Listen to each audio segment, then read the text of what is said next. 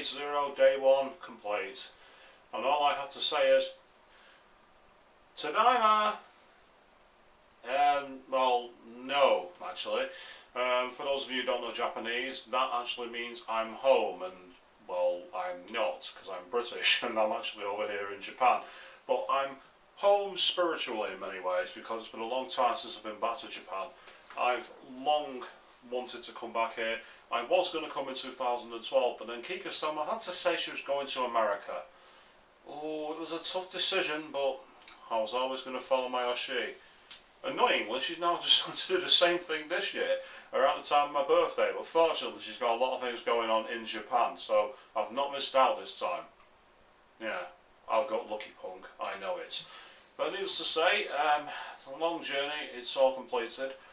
First of all, I want to say a big thank you to my girlfriend Loz and to her father Mick, because I've not seen Loz for a week and she wanted to see me off at the airport, which is excellent, and I really wanted that. But I must say big thank you to Mick for the fact that he, despite never having met me, said, okay, I'll get up at 4 in the morning just so I can take you to the airport. Very much appreciated, and thank you very much, and I'll see you both again on the return leg more than likely. I'm missing you loads, by the way, Loz, and I'm going to have loads of stories to tell you personally when it comes to being back in the United Kingdom in a bit of time. Now, once I got to the airport, I sat around obviously, and when I checked through, got to security. I've already told somebody in a blog about the surprise of who dealt with my bags. It was a bit weird. And then it was just a case of waiting around in the terminal, and I ended up having like a final full English breakfast, which was literally just the standard thing. Cost £11. Yeah, I know it's in an airport, but come on, 11 quid for literally a bit of bacon, baked beans, some black pudding, a couple of fried eggs and some toast. Piss off. That probably cost you about 3 quid to make, tops. Go fuck yourselves. Oh, did I say that out loud? Too bad.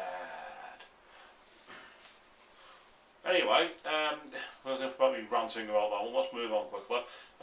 The airline I went with this time was Lufthansa. Yes, I was flying with the Germans because they do not take kindly to mistakes, Tommy. Yeah, I'm probably going to stop that now before I get a load of hate mail from my friends out in Germany wanting to throw me into the cooler. Doing it again. What am I doing? Get on with the vlog. What are you doing? Come on. No, it's funny. Lufthansa carrier for Germany, and it was a case of Manchester, Frankfurt, and then Frankfurt over to Tokyo. I'd say flight out to Manchester was pretty good.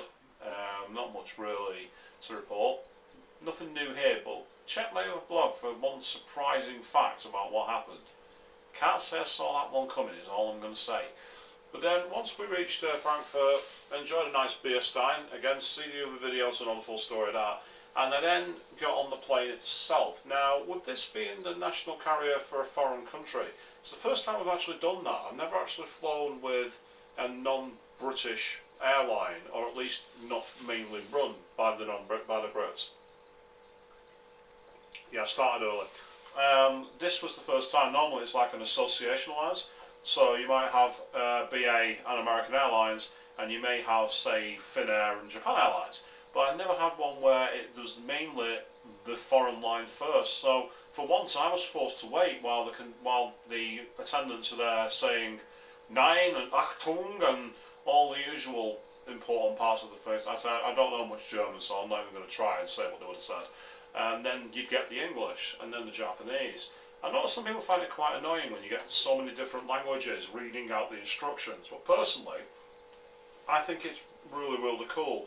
I like the contrasting styles because you have this sense that with the German language, because of the way it's structured, it's very precise, it's very sharp and very straight to the point. The British one, it's got a case of, well, yeah, this is what you should do, but, you know, if you do something else, you're a bit of a pillock. And then the Japanese one, it's just like, because it went from like 2 guys and you had a woman doing it, it automatically sounded different anyway. But purely with the nature of the structure of the sentences and the using the words like sumimasen and arigatou gozaimasu, it's very, very polite and very formal. So you get a totally different style. I'm always like to listen to that. I always like to hear the differences in languages. I think it's just because I'm very world weary, and long may that continue. The flight itself with Lufthansa, I've got to say, was pretty much first rate. It was one of the best flights I've ever had. First of all, I got my meal, metal cutlery. I could actually cut something on an aircraft. I couldn't believe it. I was like, oh my god, what trickery is this? You can't give us that. We might try and have a sword fight or put somebody's eye out. You know, what happened to health and safety? And all the usual stuff was good, but most people would think of. No, it was really, really nice. Very simple thing, but made a big difference. Again, beer continued to be of high quality. And the only thing I've got to talk about is the in-flight movies. I decided to watch a couple because I was reading at first, then trying to sleep but not doing so well, before finally I just thought, I'll go through and I'll put a film on. One of the films on there was Oblivion, starring Morgan Freeman and Tom Cruise, predominantly Tom Cruise. And I'd wanted to see this film for a while, mainly because I'd heard it was a really, really good sci-fi movie, but I've not really seen Tom Cruise do much of that apart from Minority Report, which to be fair was a pretty good film, so I was thinking by judge pass for it might be okay. What I got was a rather odd, jarring film. It started out as like almost like a blissful paradise thing, and then the next thing you know, it's kind of like hybridising Top Gun with I Am Legend. I know that sounds nuts, but that's the closest comparison I have for it. And I was sat there and I'm thinking, what the fuck am I watching? But then, what was really good is in the second act, it kind of went into a really unusual, semi-Brave New World kind of area, where it had like the survival of other life and alternate realities which are just outside of reach that you want to paradise, all these really good concepts. And then it entered a really twisty third arc where you found out the truth behind the character and the truth behind the world they inhabited. And it's a confusing but welcome way of dealing with it. It's very well done. And then the final act, I mean, yeah, not most stories have, like, you know, 3 arcs, but, you know, for me it's like the 4th act here. It goes, at first it's a bit all balls out of action, and then goes into a really sense of foreboding about the way it finally ends, and it sets itself up for this magnificent finale. Yeah, there is a Matrix kind of rip-off point, but if you can let that go and focus on the actual journey the characters make at the very end, it's a really good setup. And it quotes all this great literature about what kind of man would choose to die this way, and it's not about the dying, it's about dying well, and all these really wonderful setups before the final act happens and the movie ends. Or at least it should. And had it done, it would have been a brilliant, impacting, sinister and dark ending, but at the same time with the sense that with these people willing to do what they did, mankind could carry on.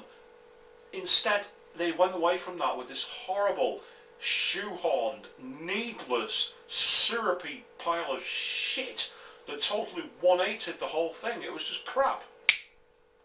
What a waste of time. But after that, I was just carrying on with the action thing.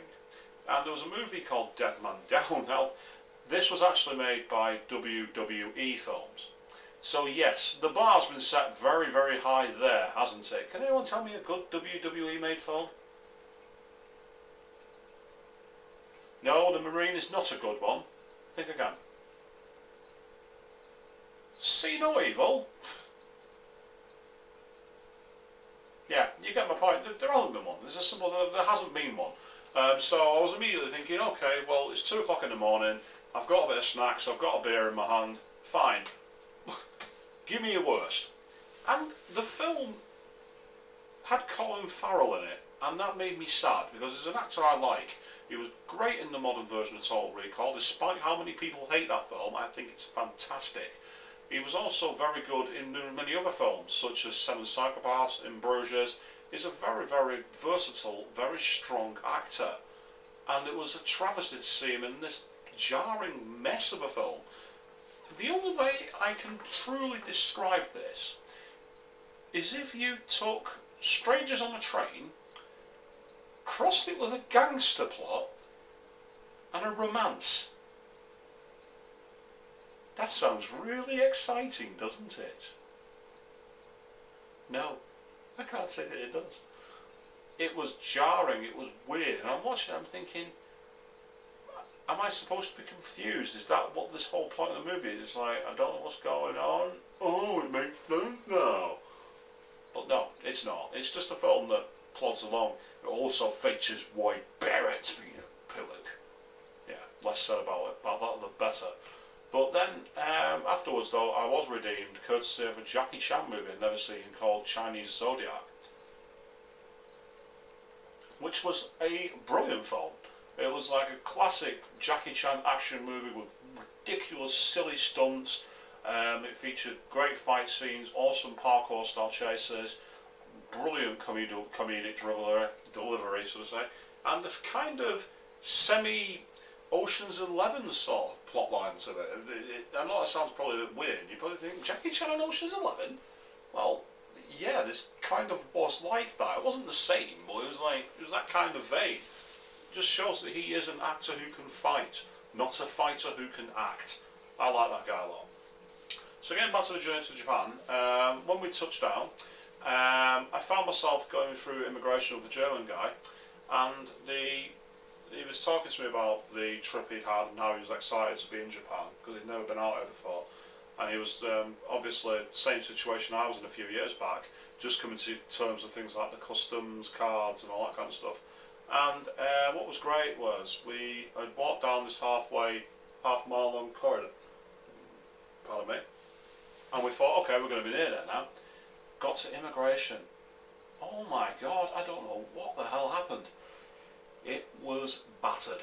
It was absolutely huge. Normally when you come to Japan, the last 2 times I've been, it's either been completely dead, and I've just gone beep and through, or it's been slightly busy because of things like school excursions. They've manned all the desks, cleared the backlog and moved on.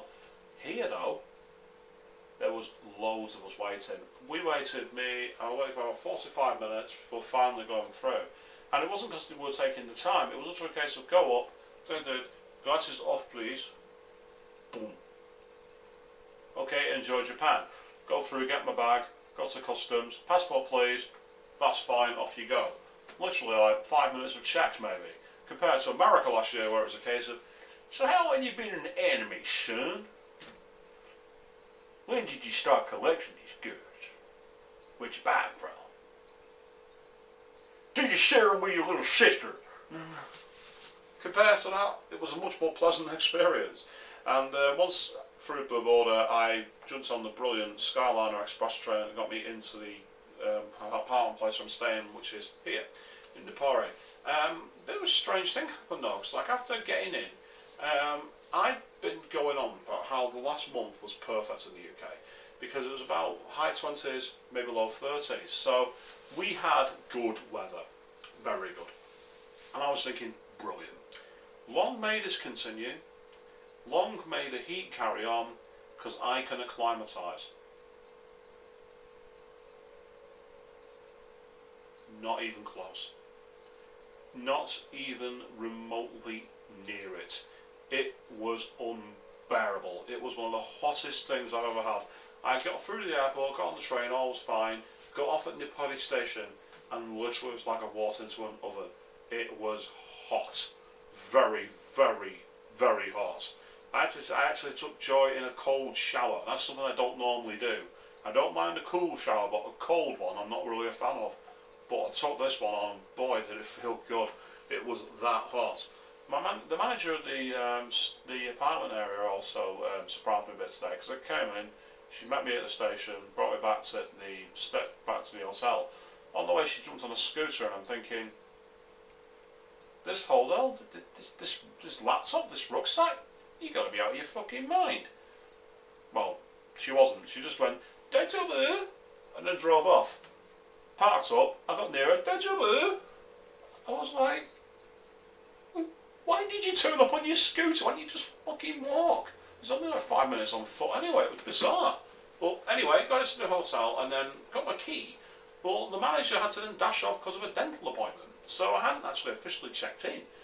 And I was hoping to meet my friend Dean, and so because he's over here seeing his fiance, and I hadn't heard from the manager. She's not got back in contact, so I ended up emailing saying, "Look, I'm about to go out. I've got stuff to do. Is there anyone you could be out tonight?" Literally about half an hour before I shot this video, the managers finally came, apologised for the delay, took my money, took my signature, and that was it. So now I'm officially resident in Japan.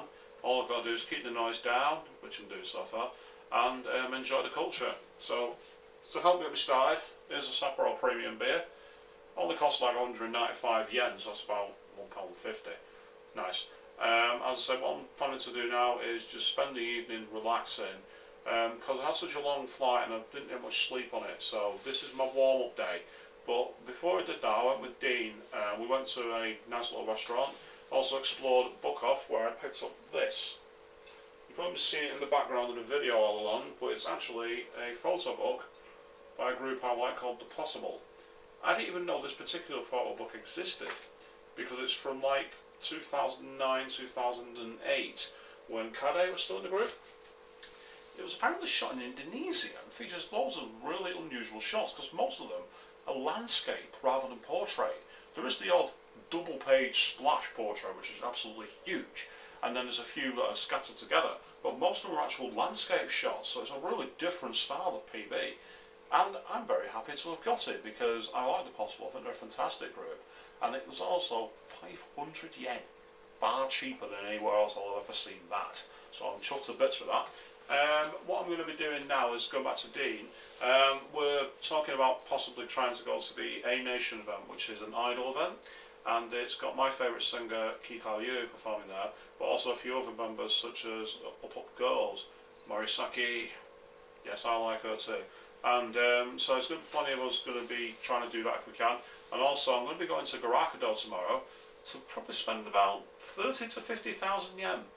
Because it turns out that the Hello Project summer concerts are taking place at Nakanosun Plaza on the 17th and 18th of August.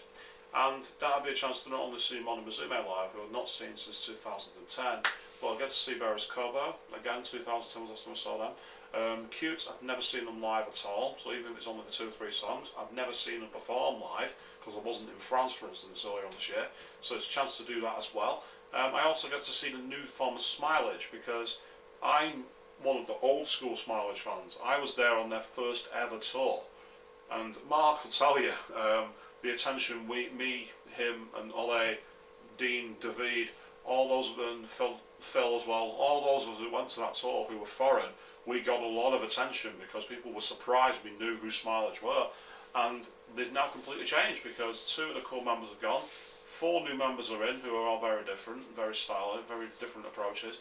My favourite is still Neon Summer, but I do think that we're going to see a different kind of performance from this. I'll be interested to check that out. And then finally, there's the weird new group, Juice Juice.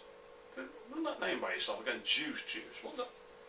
It's just such a daft name. I don't understand what they're trying to go for. It's not appealing. It reminds me of a really poor tennis match. Juice. Oh, it's Juice. I don't know, maybe I'm reading too much into it. But I must say, I'm hoping to enjoy those concerts as well. And I'm also planning to do a lot more trips further afield.